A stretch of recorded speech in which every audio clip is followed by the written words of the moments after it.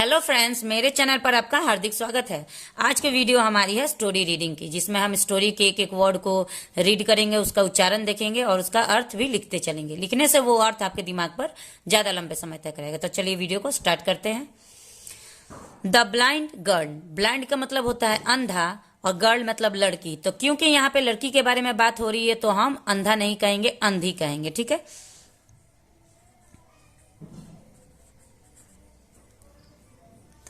अंधी लड़की।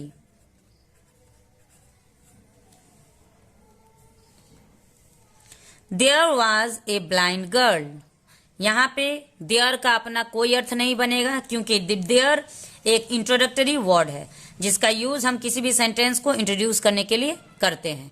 तो यहां पे इसका कोई अर्थ नहीं होगा। वाज, वाज मतलब थी। क्यों थी? वाज का मतलब था भी होता है, वाज का मतलब थी भी होता है, लेकिन यहाँ पे वाज किसके लिए लगाया गया है? तो ए ब्लाइंड गर्ल यानी लड़की होती है। तो जब भी हम किसी लड़की के बारे में बात करते हैं तो वहां पे हम थी लगाते हैं। तो वाज का मतलब यहाँ पे होगा थी। ए मतलब एक, ब्लाइंड मतलब अंधी।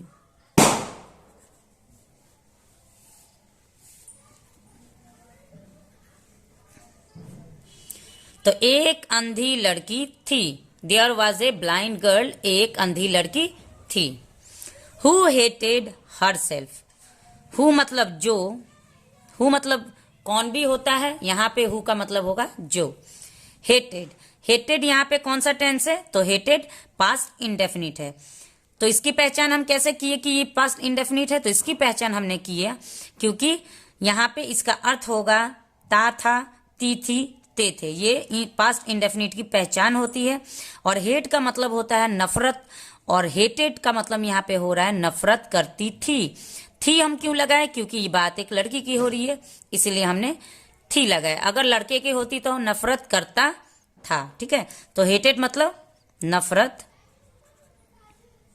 करती थी। एक अंधी लड़की थी जो नफरत करती थी हर सेल्फ, खुद से, खुद से नफरत करती थी। प्योरली मतलब पूरी तरह। फॉर द फैक्ट, फॉर मतलब के लिए, द फैक्ट इज सत्य से। कौन सा सत्य? शी वाज, वह, वाज मतलब यहां पे था होगा या थी होगा। तो क्योंकि हमारी ये स्टोरी एक लड़की से रिलेटेड है तो यहां पे हम लगाएंगे थी। शी वाज ब्लाइंड, अंधी। एक अंधी लड़की थी जो नफरत करती थी खुद से, जो खुद से पूरी तरह से नफरत करती थी इस सत्य के लिए। किस सत्य के लिए? कि वो अंधी थी। यानी कि एक लड़की थी जो अपने आप से, खुद से बहुत ही नफरत करती थी क्योंकि वो अंधी थी। अक्सर लोग अपने शरीर की किसी कमी से नफरत करने लगते हैं कि मैं ऐसी हूं, मैं वैसी हूं, वो ऐसा है, उससे हम कंपेयर करने लगते हैं। तो ये भी कंपेयर करती थी कि क्यों मैं अंधी हूं, इसीलिए वो खुद से नफरत करती थी। द ओनली पर्सन, द मतलब यहाँ पे द का मतलब एक होगा क्योंकि ये किसी एक पर्टिकुलर व्यक्ति के लिए लगाया गया है। ठीक है, तो यहाँ पे द का अर्थ होगा जिसको हम एक कहेंगे। द ओनली पर्सन, एक, सिर्फ, पर्सन मतलब व्यक्ति, सिर्फ एक व्यक्ति। शी डिडेंट, शी मतलब वह, डिडेंट हेट यानी नफरत नहीं करती थी।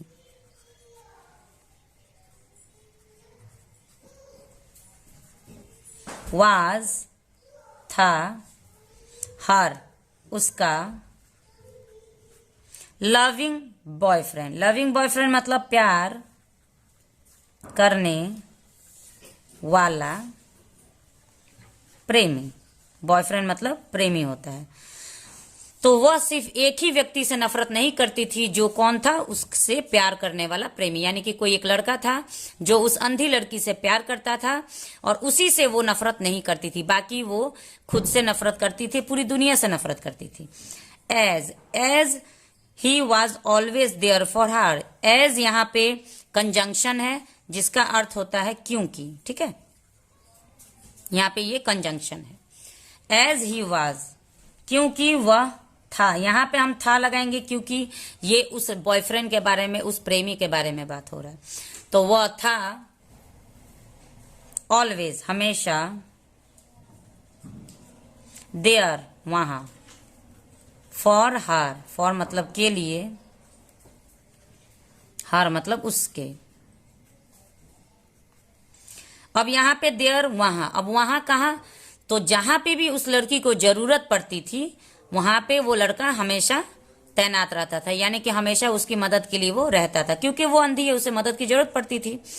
तो इसीलिए वो उस प्रेमी से बहुत ही प्यार करती थी और उससे नफरत नहीं करती थी, क्योंकि वो हमेशा उसके लिए वहां मौजूद होता था जब उसे जरूरत पड़ती थी।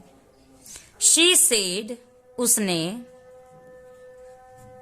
सेड मतलब कहा, दैट कि, इफ अगर, शी कुड ओनली, शी मतलब वह, कुड ओनली सी, देखिए कुड ओनली सी, कुड का मतलब होता है सकना, सकता, सकते, ओनली सी, ओनली मतलब सिर्फ।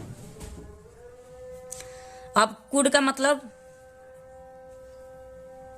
सकती, सी मतलब देख, ठीक है।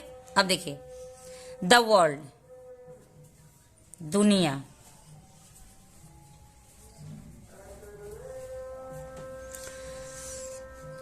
उसने कहा, किसने कहा, उस अंधी लड़की ने कहा, उसने कहा कि अगर वह दुनिया देख सकेगी, यानी अगर वो सिर्फ दुनिया देख पाए, शी वुड मैरी, हाँ हिम, वह, वुड मैरी मतलब शादी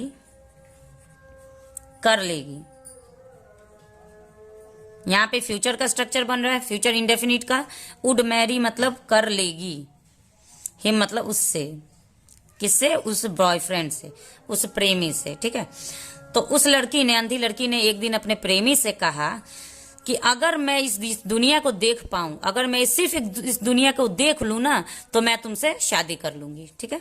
वन डे, एक दिन, एक दिन, समवन किसी ने,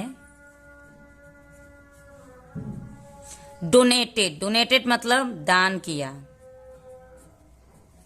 दान दिया, ए पेयर ऑफ आईज, ए मतलब एक, पेयर मतलब जोड़ा, ऑफ मतलब का, आईज मतलब आंख, तो एक आंख का जोड़ा, ठीक है, टू हार, उससे। One day someone donated a pair of eyes to her, एक दिन किसी ने उसे एक आंख का जोड़ा दान किया, यानी कि कोई भी एक आंख तो देगा नहीं, तो किसी ने दान किया, अपनी आंखें दान कर दी, इसे, इसी पर्टिकुलर लड़की, इस अंधी लड़की को किसी ने अपनी आंखें दान दे दी। नाउ अब, शी कुड सी, अब वह, कुड सी मतलब देख, मैंने अभी कहा कुड का मतलब सकना या सकते होता है, तो सकती, अब वो देख सकती थी, एवरीथिंग सब कुछ, अब वो सब कुछ देख सकती थी क्योंकि उसे आंखें मिल गई, किसी ने उसे आंखें दान दे दी है, जिसकी वजह से उसे, किसी ने उसे आंखें दान दे दी, जिसकी वजह से वो अब पूरी दुनिया को देख पा रही है, वो सब कुछ देख पा रही है, इंक्लूडिंग हर बॉयफ्रेंड, इंक्लूडिंग मतलब सहित, हर बॉयफ्रेंड उसके प्रेमी को, ठीक है। तो अब वो सब कुछ देख सकती है, अपने प्रेमी को भी, यानी अपने प्रेमी सहित पूरी दुनिया को अब वो देख सकती है, क्योंकि आंखें हैं तो सब कुछ देख ही पाएगी। हर बॉयफ्रेंड, उसका, किसका, यहाँ पे हर किसके लिए यूज किया गया, हर प्रोनाउन है, और ये उस अंधी लड़की के लिए यूज किया गया, यानी कि किसी भी नाउन की जगह पे जब हम कोई वर्ड लगाते हैं तो उसे हम प्रोनाउन कहते हैं। हर किसी लड़की के लिए लगाया गया है और हिम किसी लड़के के लिए लगाया जाता है। उसका प्रेमी, आस्क हर, उससे पूछा, पूछा या कहा भी हम कह सकते हैं, दोनों कह सकते हैं। आस्क का मतलब पूछना भी होता है, आस्क मतलब कहना भी होता है। नाउ अब, डेट यू कैन सी, अब, यू मतलब तुम, अब जो तुम कैन सी मतलब देख सकती हो, अब जो तुम देख सकती हो, द वर्ल्ड दुनिया,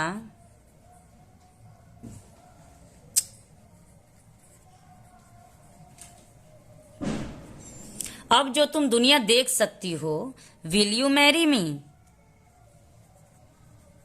क्या तुम मुझसे शादी करोगी? शादी करोगी।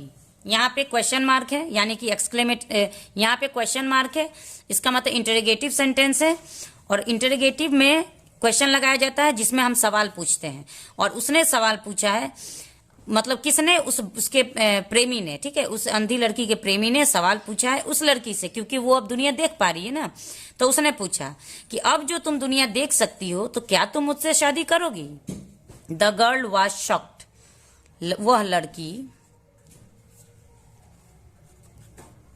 वाज मतलब थी, शॉक्ड मतलब चकित, शॉक्ड मतलब चकित, तो वो लड़की चकित थी। व्हेन जब, शी सॉ उसने, सॉ मतलब देखा, सी मतलब देखना होता है और सॉ मतलब देखा, दैट की, हर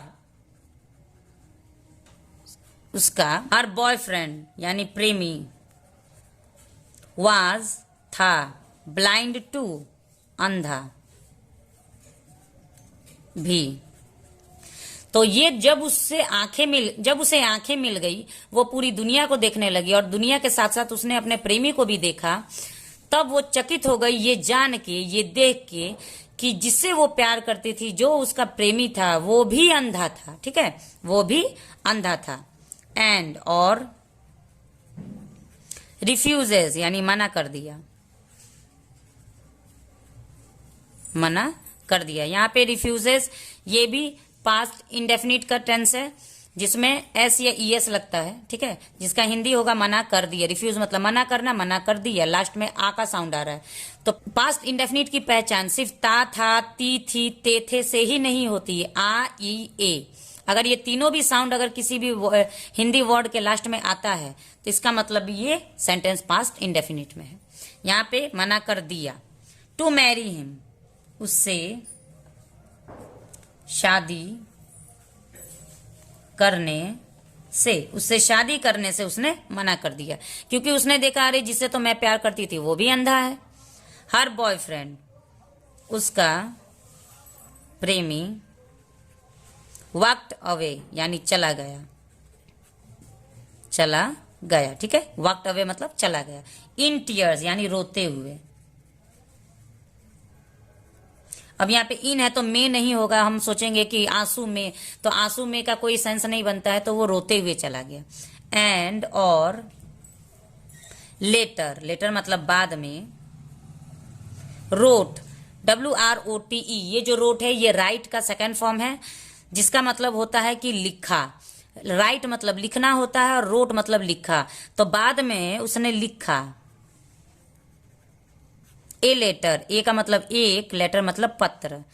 बाद में वहां से वो तो रोते हुए चला गया, जब उसने मना कर दिया शादी करने से तो उसका प्रेमी वहां से रोते हुए चला गया, और बाद में उसने एक पत्र लिखा टू हर, उसके लिए। सेइंग कहते हुए, उसने एक पत्र में कुछ कहते हुए लिखा, मतलब एक पत्र लिखा जिसमें उसने कुछ कहा था। क्या कहा था? Just take care of my eyes dear.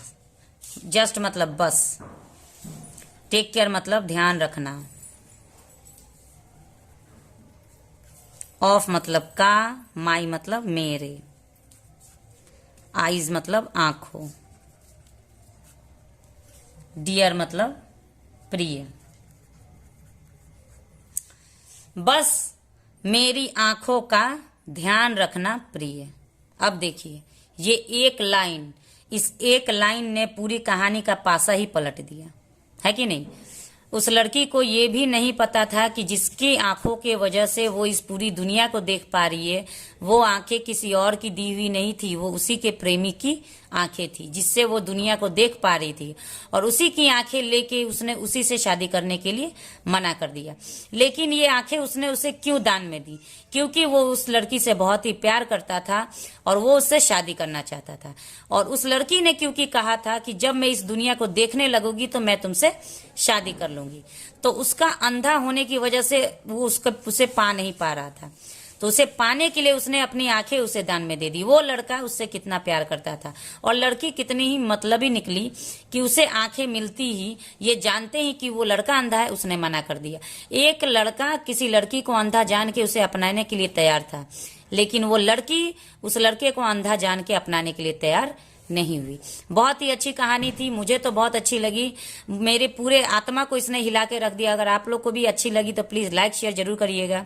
Channel पे पहली बार है तो चैनल को सब्सक्राइब कर लीजिएगा। मेरे चैनल पे ऐसे ऐसे बहुत ही इंटरेस्टिंग स्टोरीज भी आपको ट्रांसलेट करके मिलेगी और मैं इंग्लिश ट्रांसलेशन की वीडियोज भी डालती हूँ और इंग्लिश रीडिंग के भी वर्ड्स में लेके आती हूँ। तो चलिए मिलती हूँ नेक्स्ट वीडियो में एक और इंटरेस्टिंग टॉपिक के साथ। तब तक के लिए thanks for watching the video and have a nice day.